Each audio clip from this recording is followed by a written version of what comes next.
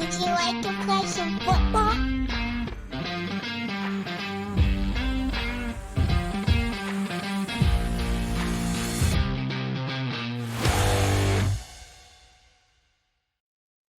And welcome to Gridiron and the Gospel of Faith in College Football podcast. My name is George Schroeder, and joined by Todd Unzicker. And it has been a long off season, and it's still the off season, but finally, I can see kickoff. And so for many of our listeners, or both of our listeners, however that works, right, Todd? For many of our listeners, probably they're like, where have you guys been? And the answer is, man, we've been trying to take an actual off season. So, but it's hard to do. So Todd, how you been? And are you? Well, I'm already going to argue with you because college football season starts. Media days, as we're recording this, have already started for at least one conference, and the other ones are just here in a matter of days. And it's talking season, and I'm here for every second of it. I say 2026 is here. No more doldrums of the off season. I agree with that. And when we were in the business, when we were covering college football, that was definitely true because you had your kind of your window of opportunity in June when maybe there was a little downtime. But and it starts earlier now. But about mid-July, you knew you were in talking season, and from then it was on all the way until sometime in January. And so I'm ready too, for sure. But and I want us to kind of just spin ahead. We're gonna just a programming note, guys. We're gonna do this episode that you're listening to, and then we're gonna wait a few weeks, and then we're gonna start our weekly episodes for the 2026 season. Can't wait to get into that, but it's just been too long since we did it, and we wanted to get together and talk college football with you guys. It has been a busy off season. Yeah, there's plenty of stuff to talk about before we ever talk about what we think might happen in 2026. We want to get into a little bit of that, or at least the games we're looking forward to, but. Now, when you start thinking about the off season of college football, first of all, there's only 2 seasons, right? There's not winter, fall. There's not fall, winter, spring, and summer. It's football season and waiting for football season. And it used to feel like it took a lot longer, but now there's stuff happening every day, just not the good stuff, not the games. So. I would say from the end of March to the end of March until about the end of June, it was the Brendan Sorsby off season, the transfer from Indiana. Prior to that, Cincinnati. Yeah, Cincinnati, yeah. Mm-hmm. And, Indiana, Cincinnati, then Texas Tech. The billionaire goes out and gets him. And then he is found out to have bet on placed thousands of wagers, which every NCAA student knows that is a no-no, including betting on his own team. And there was appeal after appeal, and a judge stepped in and all of that. Then at the 11th hour, he realized he wasn't going to get that either. He declares and asks for a supplemental draft. And I think the big news, George, in all of this was the NFL, like they do often, this is one area there is no gray line because they care about the integrity of their game and their billion-dollar industry. And they essentially gave him a 1-year suspension by saying, no, there will be no supplemental draft. So what a saga that was. Well, it really was. And he left Cincinnati and for whatever it's worth, apparently broke a contract, but those things are not even worth what the paper they're written on, assuming they're written on paper. I went to Texas Tech, which is slinging money around, and good for Texas Tech. I mean, they're playing the game as it's set up now, and I don't have an issue with that. And if you've got a billionaire you can play who wants to do that, you can play that game. You don't have to have kind of the traditional, logo on the helmet to get into the game anymore. And so that's just the new world we're in, and I don't have an issue with that. The Sorsby saga turned south for me. First of all, I hate that the young man got caught up in sports gambling. And as pastors, you and I I think we probably are at least beginning to recognize that sports gambling has really become a real issue in our society to an extent that it never was before, with sort of the availability of just gambling on an app on your phone and then gambling from play to play to play on whatever sport it is you're in, on just these thousands of prop bets and everything else. You get addicted to that. And maybe you get addicted through a fantasy football app. but it leads you into sports gambling. So I feel terrible for Brendan Sorsby, and I'm really concerned about young men largely, but just people who have this availability of gambling. And we've also dropped the taboo. And, now we have the media companies embracing it, and even the leagues to a certain extent embracing it because they can see sort of the money that's involved there. All of that stuff creates a crisis. But Sorsby got caught up in that. And obviously, as you said, he'd bet on his own team. At least when he was in Indiana, he was placing bets at many other on many other Indiana sports teams, for which you could potentially have insider information. A lot of no-nos going on there. And when the NCAA said, "Hey, I'm sorry, you're not eligible because of that," he went out and did what has become the time-honored tradition. Now he went out and they found a judge, and it was a retired judge. He wasn't the first guy who was in the Lubbock area recused himself, being a Texas Tech alum, I think. But they went out and found a retired judge from Tarrant County. That's where Fort Worth, Texas is. And I'm still not sure I understand how that judge came up with that ruling. It makes no sense at all, but it doesn't have to make any sense. That was going to allow him to play. The only thing potentially more corrupt than that was FIFA letting the U.S. striker back into getting him off the red card. Maybe you shouldn't have gotten the red card, but once he got it, the fact that he suddenly had it overturned because the president made a phone call, So, but the Sorsby George, thing, man, you know what? We're just minutes into the 2026 season, and you're already riling me up twice now, brother. because I talked about soccer. Yes, because I got all into it. I was decked out in the red, white, and blue, and I was going nuts. And as soon as that ended, I said, "That's it for me. Bring me college football.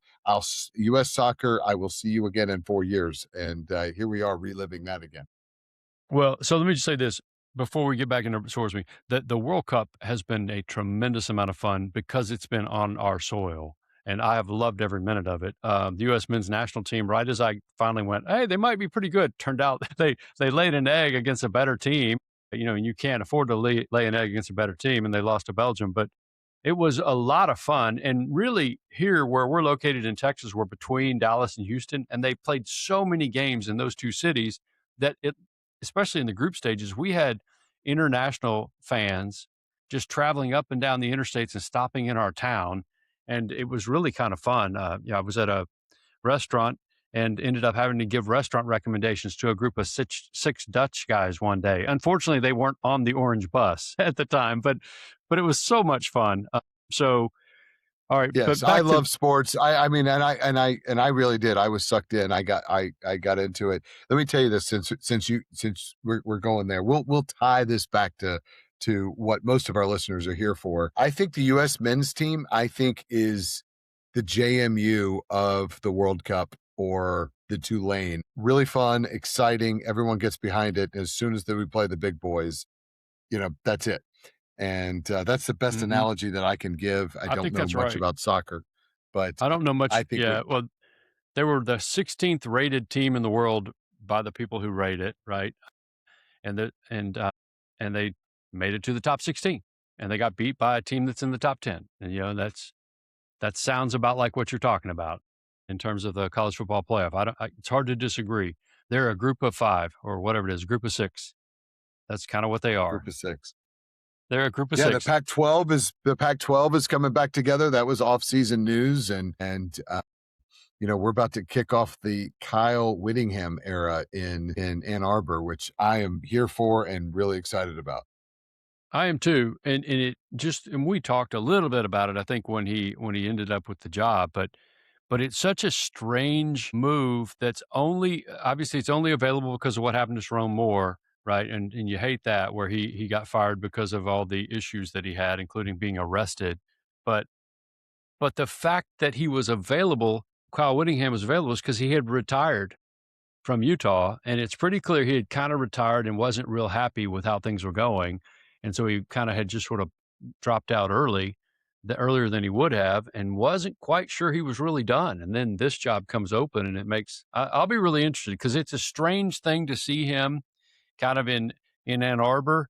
But if there's a guy who isn't a Michigan man who's going to want to play football like Michigan people like it, it's Kyle Whittingham. I mean, they are a lunch I think he's pail a winner. group. I think he's a I do winner, too. and I am here for it. I tell you another one that we talked about at the end of last season. I want to see what the Hokies do with James Franklin now. James I think Franklin, that's yeah. another intriguing in a wide open ACC. He brought half the team in, and the dominoes start following.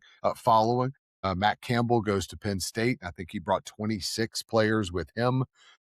We've covered the Lane Kiffin saga ad nauseum, but Pete Golding gets his first real season. You know, he did really well when he took over the reins, and then Auburn, Florida, Arkansas, all breaking in new coaches in the SEC. And I think it's going to be exciting. No, it's gonna be a lot of fun, and I can't wait. And so, real quick on the Sorsby saga, that thing is still playing out in terms of hurt feelings. Like the folks at Texas Tech are mad at the Big 12, the Big 12's mad at Texas Tech, and I would just say that bears watching. Texas Tech is an interesting team to me because now they'll have Will Hammond at quarterback, who's coming off a knee injury, and you kind of have to hope his ACL recovery is complete and quick, because they were thinking he might be out of first couple of games when they didn't think they needed him.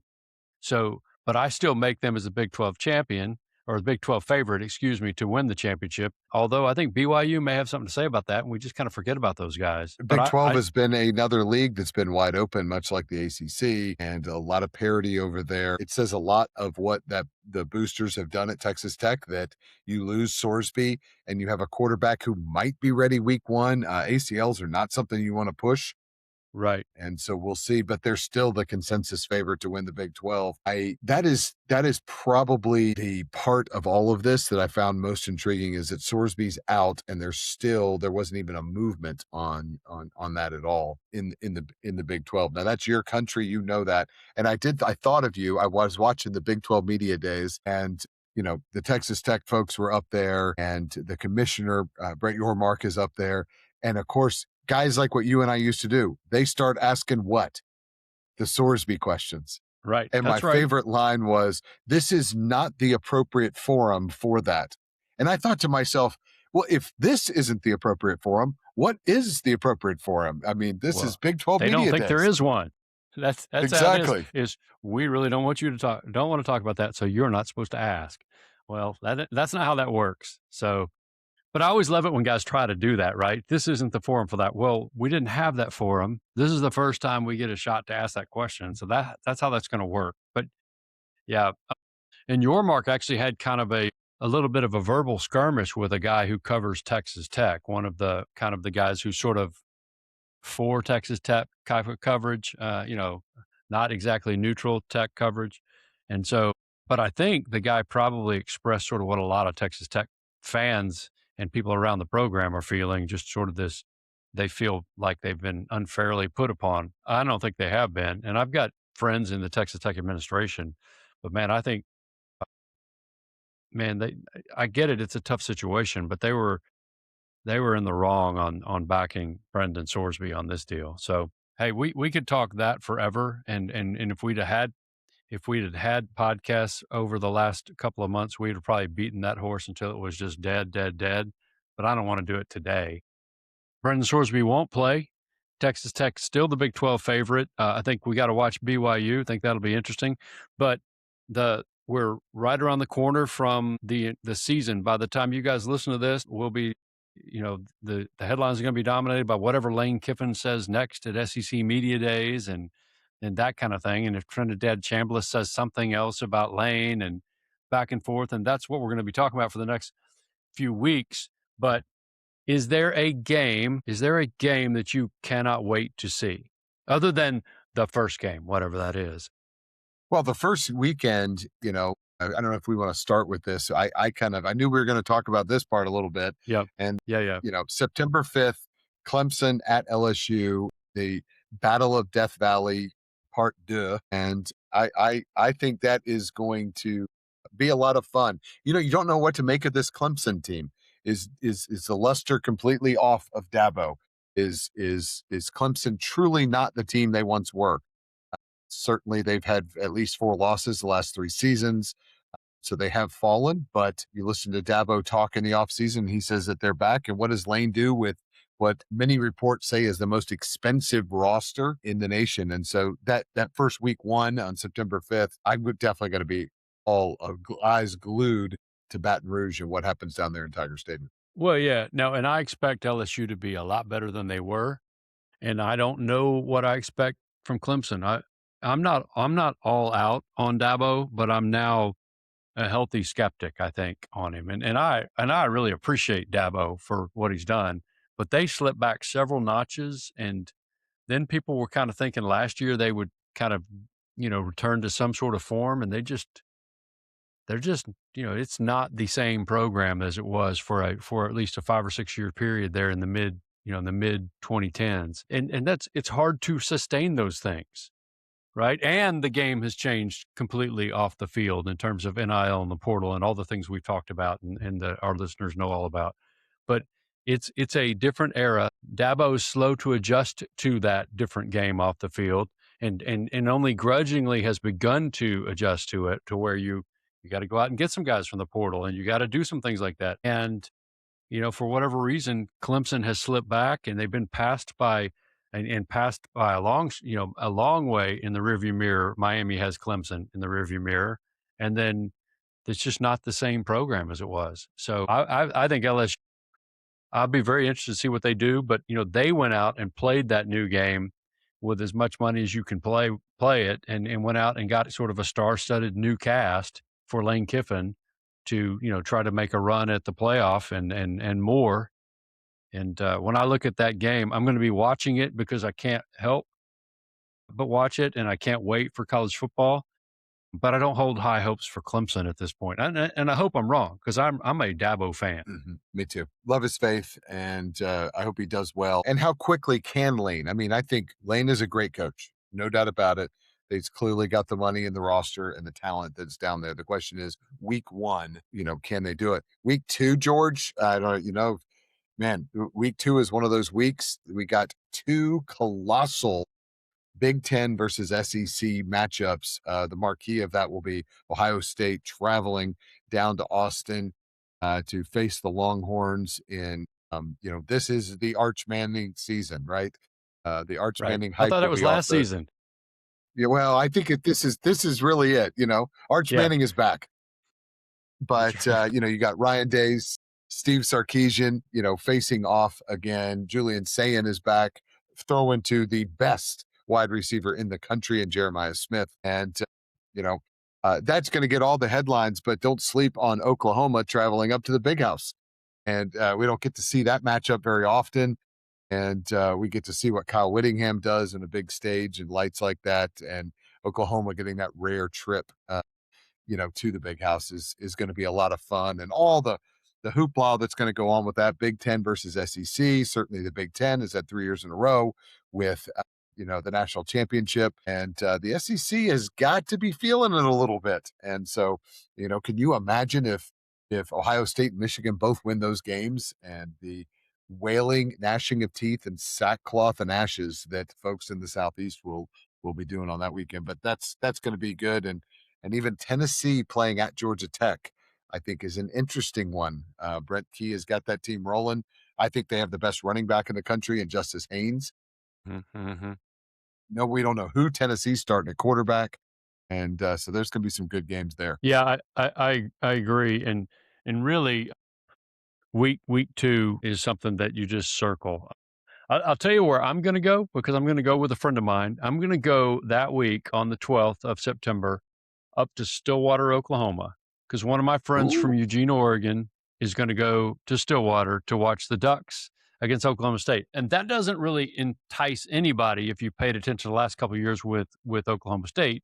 And my guess is Oregon's going to be really, really, really good again.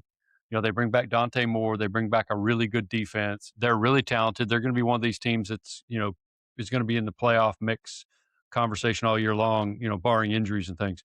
Oklahoma State couldn't get out of its own way and hadn't won a Big 12 game. And it's been, going back to the 2023 seasons, last time we won a Big 12 game. It's amazing. But Eric Morris came from North Texas, brought a bunch of guys from North Texas with him, which is the formula now, including the quarterback, Drew Mestemaker. And I think it'll be a kind of an intriguing gauge where Oklahoma State is. And so I'm looking forward to actually seeing that game in person. That's the only game I could tell you I'm going to in person right now. I'm sure we'll go, my son, our younger son and I will go to a few games, but I'm looking forward to that. And the only bad news is when you go to a game in person, you don't get to see the two games you were just talking about. Ohio State at Texas. You don't get to see Oklahoma at Michigan. It depends on how the TV, packages decide to do them. But man, my guess is Oklahoma at Michigan will end up being a big noon game kickoff for Fox, and then the Ohio State at Texas game will be a primetime game for ESPN, ABC. So that's my guess on what that. And I don't think those have already been set. But meanwhile, if it weren't for Oregon, the Oklahoma State game might be on pay-per-view for all I can tell. So it is what it is. But I'm looking forward to that. Answer your question, that was the longest it took me to ever answer one of your questions. But the game that I am looking forward to most happens on September 19th, week 3. And that is when Lane and the Tigers travel back to Oxford. For listeners who've been under a rock, Lane Kiffin leaves Ole Miss in the middle of a playoff run after stringing them along for at least a month. It feels like maybe 2. And then the comments in the offseason about, the innuendo that Baton Rouge was this sort of racial utopia, and that was not the case in Oxford. That just was like throwing gas on an already bonfire that would make the Aggies jealous. And then that game is going to be absolutely crazy there in Oxford. No, it absolutely is. And I think that's easily the most anticipated game of the season, just around college football. I mean, except for whatever the game is that your favorite team plays, that is easily the most anticipated game. And it's all about Lane Kiffin. It's all about Lane Kiffin. You remember when he took Ole Miss to Tennessee a few years ago, and it had been a long time since he was coach at Tennessee. Remember, he famously left Tennessee to go back to USC years and years ago, like 2010 or something like that. And they were so angry. He didn't go back with Ole Miss as their coach until 3 or 4 years ago, 4 or 5 years ago. I mean, it had been a long time since he's been the coach of Tennessee. And yet Tennessee fans were chunking stuff at the Ole Miss. I mean, it was a bad scene. They were, throwing. Don't ever throw stuff on the field, right? But they were throwing stuff that could have hurt people on the field, and it was a bad scene. That's going to look like a welcome home party. Yeah. Welcome back from being overseas forever, and we're so glad you're back. Compared to the scene that's going to unfold in Oxford. I mean, I actually would be a little concerned for Lane's safety if I were Lane, but I don't think Lane's really concerned about those things. He just there's a bit of he can't help himself. I mean, he's a really smart guy. He's a really good coach, as you said. But there's a bit of he can't help himself, and he gets himself into more hot water than he would even be in just from leaving.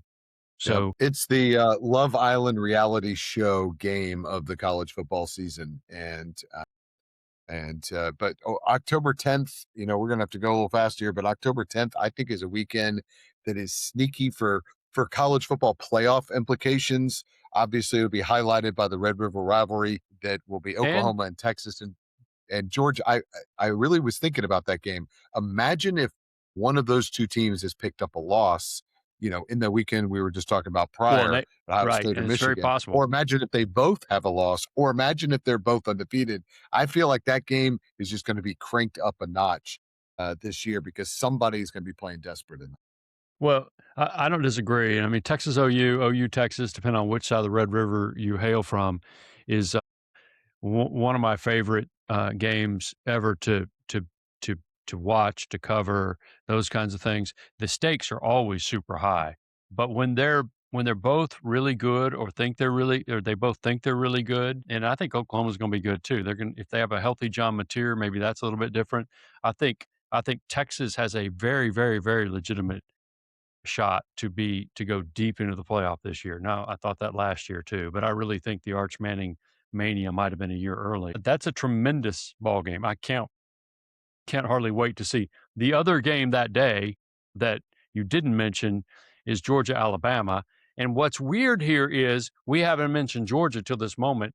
All they're doing is lurking quietly in the shadows as one of the 2 or 3 teams that I think should be considered to win the whole thing, and we're not even talking about them. And it's not that we're trying to not talk about them, it's just they're a given.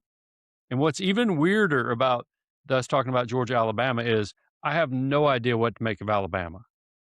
No idea what to make of them. I suspect they'll be good, but they've clearly slipped a notch or 3 from, when Nick had them going. And I think Kalen DeBoer's a Yet really they were good in the coach. SEC championship last year, They were in it, and and then they won a still playoff didn't. game. They Right. avenged a loss to Oklahoma in the playoff, and, so, yeah, they were in the playoff. They were in the SEC championship game, and yet when I look at that game, I'm like, yeah, I mean, freaky things happen there, but, Well, you look at to Kirby Smart's one knock, in his illustrious 10-year career was he couldn't beat Nick Saban. And then it was, wait a minute, he can't beat Kalen DeBoer. Now that got silenced a little bit because Georgia was able to get the revenge from that regular season loss and really thump Alabama in the SEC title game. But I think this will be a pivotal moment to see where these two teams are. And certainly you can't say they're out of it on October 10th. But whichever team wins is in that pole position for a possible showdown against the Longhorns, Oklahoma, or maybe A&M for the SEC. And then I really kind of got circled in. The other one that is intriguing to me is Southern Cal. USC travels to Penn State. I could picture a Mhm. whiteout for that game. What, Lincoln Riley? You can't really say he's on the hot seat, can you? But certainly this is a year that here we are again. Is this the year that Southern Cal is back? And so that's a big game there in the Big Ten as well.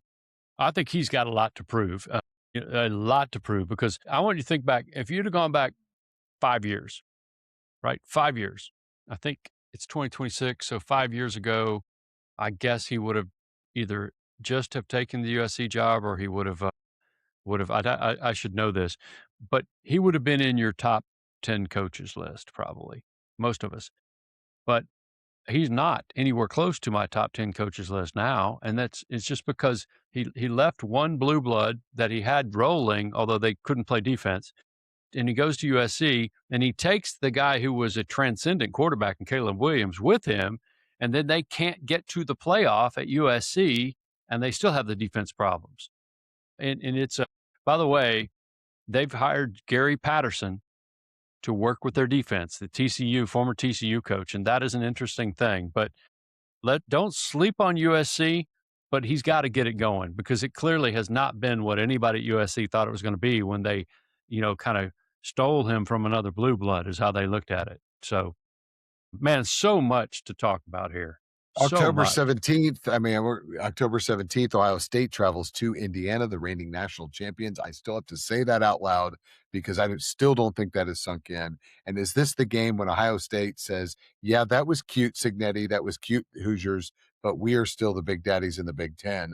That's not going to be easy because I think the Hoosiers are good. And I think the system is what the system is for Signetti. That's why we see all these other coaches copying it, bringing all their players and their system with them. October 17th, that's the highlight with Tennessee at Alabama. Big rivalry. Question is, where will those two teams be? Penn State travels to the Big House. Matt Campbell getting another big showdown. And, the South's oldest rivalry, second oldest rivalry in the country, Auburn playing at Georgia. Still feels weird to have that in October after all these years, but, that's another marquee game. And then I jump immediately to November 7th, Notre Dame hosting the Miami Hurricanes. This is, clearly LSU Ole Miss is like at the top of the charts.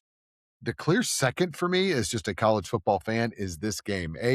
Notre Dame does not have that challenging of a schedule this year. This is one of their big marquee games. And then all the intrigue that happened last year with Miami getting in, Notre Dame getting the snub, which I thought was fair. Miami beat Notre Dame last year. Then Notre Dame electing not to play in a bowl game because they didn't make it in. I've got to side with our other host, Dean and Sarah, who I know is anxiously listening to this, and say, is Miami the good guy here? They're not, Dean thinks so. are they, Yeah. but that's an intriguing one. And Georgia goes to Ole Miss, another, sneaky good game there. Yeah, we talked about LSU Ole Miss, and I don't want to get back into that, but we don't really know what LSU will be. I suspect they're going to be much, much better, as I said. But Ole Miss brings back Trinidad Chambliss, and they think they're going to be, kind of a playoff team again. But I certainly think when they play in early September, we're going to be going that's two playoff contenders, no question. Now, what they are at the end of the year, I don't know. And so Georgia at Ole Miss is could be really intriguing for sure. Miami Notre Dame is one that really I want to see. That probably is my second.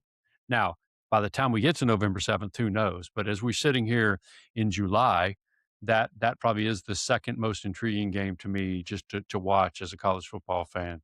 Miami at Notre Dame. What does Miami do for an encore? Almost won the national title. I mean, they were good enough to play with an Indiana team that was really, really good. Notre Dame feels like they should have been in the playoff. You're right about that, and you're also right that Miami was the right team if it was going to come down to those two teams. But lots of interest will be expended right there for sure. So, all right, so many good games, and I'm sure we've missed 3 or 4 that a couple of our listeners are probably Well, screaming. we haven't talked about the game, and that's the Yeah, last you're right. weekend. Michigan at Ohio State. Certainly, the Wolverines have had the Buckeyes number even when they won the national title, and I think Ryan Day is going to feel that pressure again. And can Kyle Whittingham come in and show what the old Riley veteran can do something there? But I think the playoff implication game is going to be Texas at Texas A&M. I mean, Texas A&M, the Aggies were a game away from being in the playoffs and being in the SEC championship and having everything. And Texas really upended that for them a year ago. This game, I think, is going to be key in one of those two teams possibly punching their ticket to Atlanta for the SEC championship and an automatic bid into the college football playoff. Yeah, look, I got the Aggies were good last year. They weren't great, but they were good, and they benefited from a light schedule within the SEC. That said, we all know that they were good, and also if it's a cliche, but if you want to talk about tossing the records out, and I anticipate both records are going to be really good, but if you want to talk about tossing the records out, it's a game like Texas at Texas A&M. It's that is one of those games like that. It's like Alabama Auburn. There is a pure unmitigated hatred going on there. So that's a good one too. I mean, listen, we could go on with all these, and I'm sure we're going to talk about a bunch of them, but probably need to move on. Any last thoughts before we, move on to the second half for this first podcast of the 2026 season? Bring on college football. You're getting me already excited looking at all these games, and Yeah. even just thinking about that Thanksgiving weekend with Washington traveling to Oregon. I think that game could have some Big Ten implications. Florida playing at Florida State. My question, George, will Mike Norvell be the coach in that game? Not if they've had a rough start. He will not be. So, but by the way, by the time you guys listen to this won't be new news, but Tom Herman, the former Texas coach, Houston, Florida Atlantic coach, as the news today was he's going to join the Florida State staff in some capacity and try to help out Mike Norvell. I don't know that means a ton one way or the other. It's just kind of interesting. But yeah, I mean, the questions around Florida State are going to be swirling early, and they're going to get, and if they have a stumble somewhere early, then it's going to become probably, I don't even know if it'd be a death march. I think at that point they might pull the trigger on Norvell. And so, that's kind of the situation going into the season in Tallahassee. So he's probably the guy, unless you've got somebody, I would say he's clearly the guy at what we would call any kind of a big name school that's on the hottest seat with the quickest sort of ejection button at this point. So who knows? Who knows if who that game will be coached by. All right, Todd, I think we got to go. I think we got to move. So here's the thing. We're going to take a quick break, and and then we're going to come back and we're going to talk about our favorite subject, which is our shared faith in Christ. And then you guys please understand, we're about to do this thing weekly starting in mid-August. maybe late August. We may need to take one more week, but we're going to do this thing weekly as we did the last few seasons, and I cannot wait for college football. So we'll be right back right after this.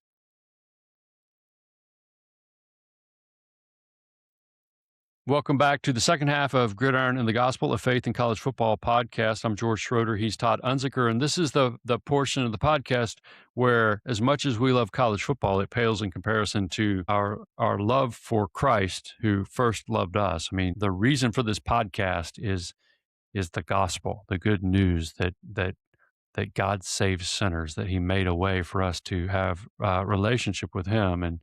And so I'm excited about the opportunity to share a little bit about what God's been sort of teaching me, even as I've been pastoring this wonderful church that he's allowed me to pastor. And so we worked through the book of Colossians, Paul's letter to the church at Colossae during the spring, during the podcast offseason, the college football offseason.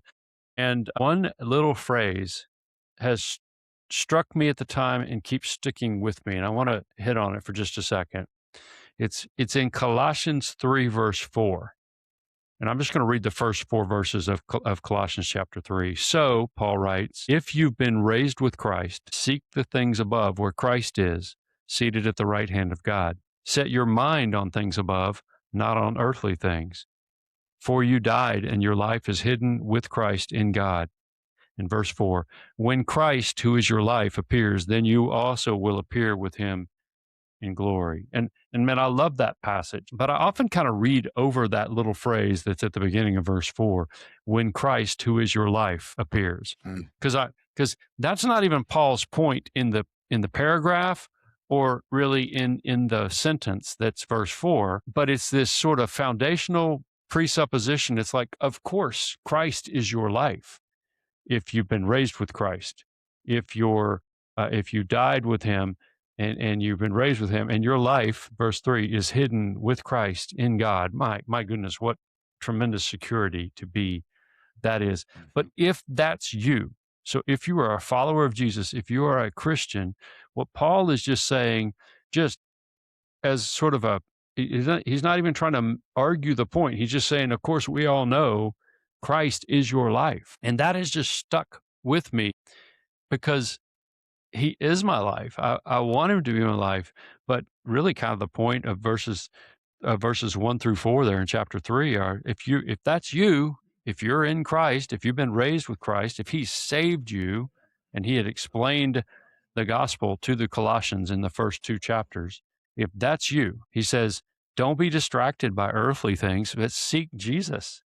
And once you set your kind of get your focus on Jesus, then keep your focus on Jesus. And that's what he says, because he's your life, not all these earthly things, which can be a lot of different things, but things that distract us. And I'm just quite often distracted and sort of lose sight of the fact that, yes, I'm a Christian. Yes, I'm a follower of Jesus.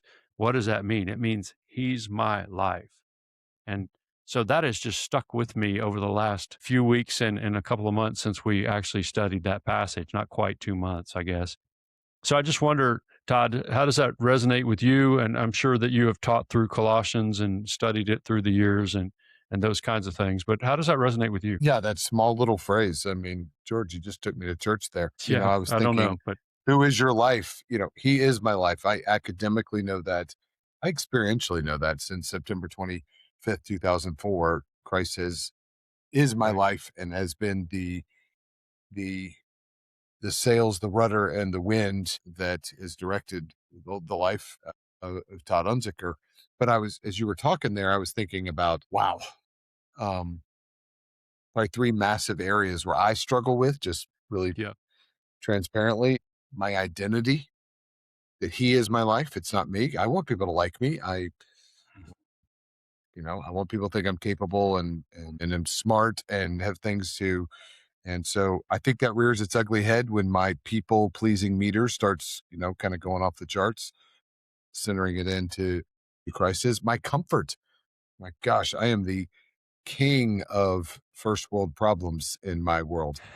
And, for a guy that lived in the second poorest country in the Western Hemisphere, you would think this sinful self would have been cured of that. But it hasn't, and that rears its head.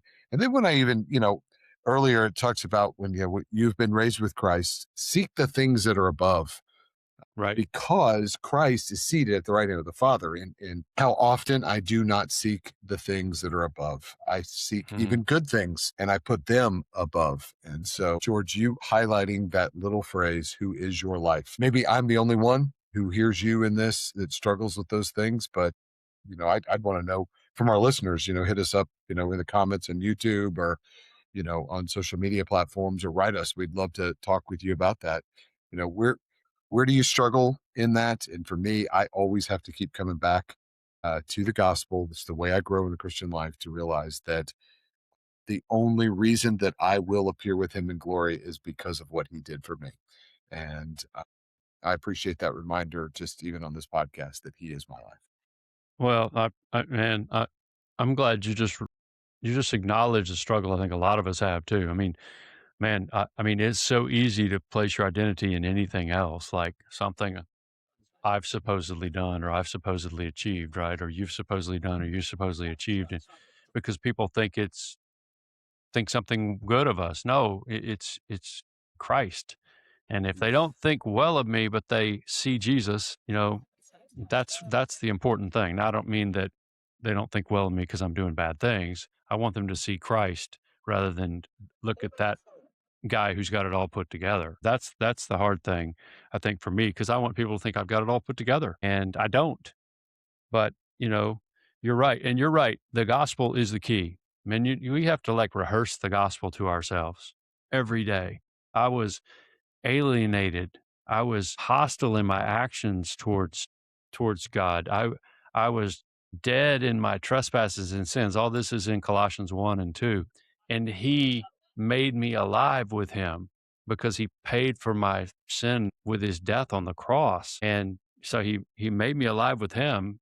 And it's just like, how can I not want to seek the things above, where Christ is seated at the right hand of God? How can I not want to then, once I found him, stay focused on him, which is kind of why it says seek the things above and then set your mind on things above. It's like two different things. It's find him and then focus, basically. How can I not want to do that? How can I not see that my identity has to be that my life is in Christ? And yet I struggle with it all the time. And I get distracted by all sorts of earthly things, even good things, but they're not always God things. And so let me just encourage you guys, if you're in Christ, Christ is your life. And let me ask you, everybody else, who is your life? Who is your life? And we do want to talk with you for sure. So you can reach us on Twitter at George Schroeder or at Todd Unzicker. And you can email us at gridirongospelpod@gmail.com.